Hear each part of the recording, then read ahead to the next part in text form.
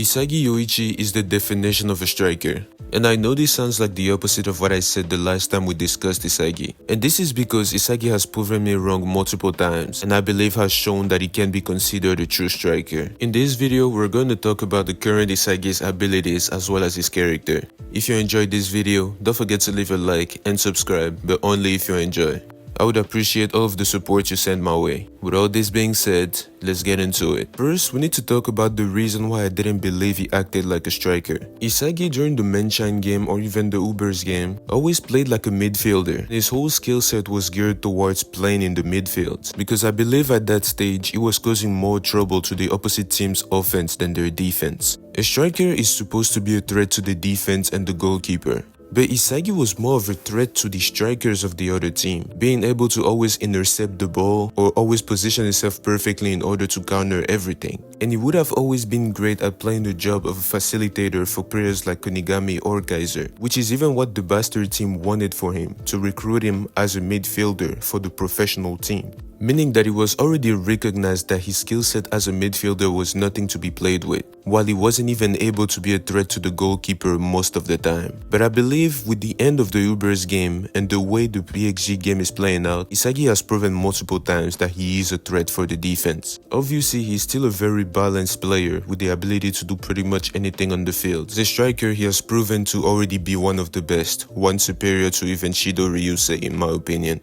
And before we get into his more recent feats, I want to admit that I was wrong about certain things in my last video. Isagi has pretty much always been a threat for the goalkeepers, at least ever since the Menshine game. The truth is, Isagi got multiple chances to score that were stopped by only his own teammates. Meaning that in a regular setting where his team is not playing against them, he would have scored multiple goals against Menshine. And this would all be without considering the fact that Isagi creates his own opportunities because the team isn't even playing for him. At this stage of the Neo Egoist League, Isagi only had one teammate and it was Kurona. And this means that even though Menshine Isagi never scored, he was able to create multiple opportunities and set himself up to score multiple times with only one teammate, while playing against his own teammate, which would be the only reason why it failed. Even though I still believe that at that point he was more of a midfielder, I didn't give him enough credit as a striker. But now that this is cleared up, we need to talk about the more recent games. Isagi was not only able to score 3 goals in 2 games, and the possibility for a 4th one isn't even out of the picture.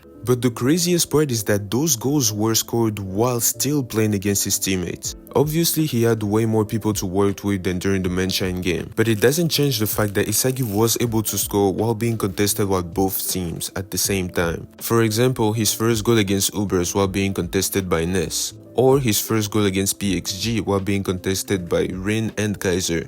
3 characters who should be way better than Isagi when it comes to physicality. But this is due to all of the new weapons that he developed. Even though he isn't ambidextrous, he developed the ability to shoot from both legs, which already makes him a way bigger threat, as he now has more options to score. One of his biggest weaknesses was always his balance. Due to him being very weak physically, it has always been easy to throw him off balance and allow the defender to prevent his direct shot. But the ability to use his left leg or even the 2-gun volley more recently allows him to score even while being contested by stronger defenders. So not only the scoring ability issue has been taken care of, but the balance issue has also been taken care of. Another one of the most important qualities for a striker is positioning. And I would argue that Isagi is the greatest in the show currently when it comes to positioning. Talking about U20 of course. We also can't forget to mention that Isagi actually got decent at dribbling, being able to hold his own in the face-off against Rin. One thing that's important to notice is that players like Rin and Kaiser have always been superior to Isagi when it came to being a striker.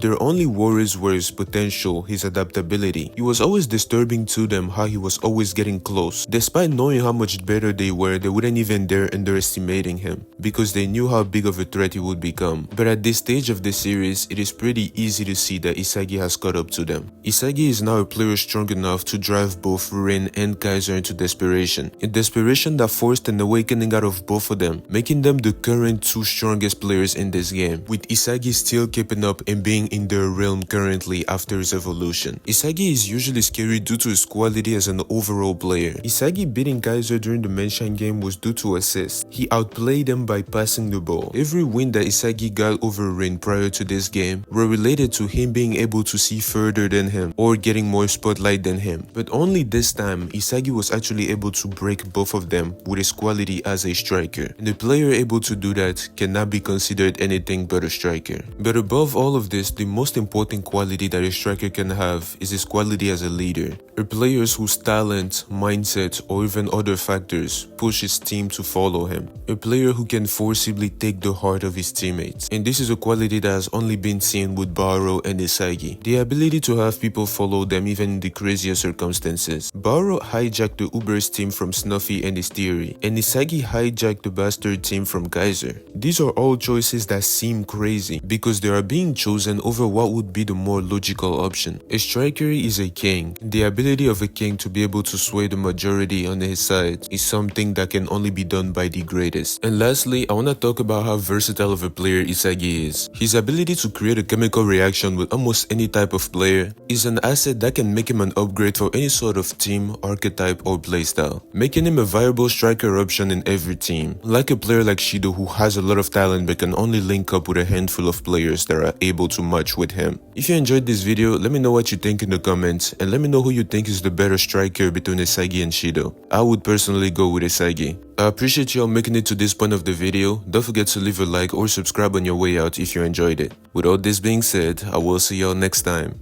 Peace.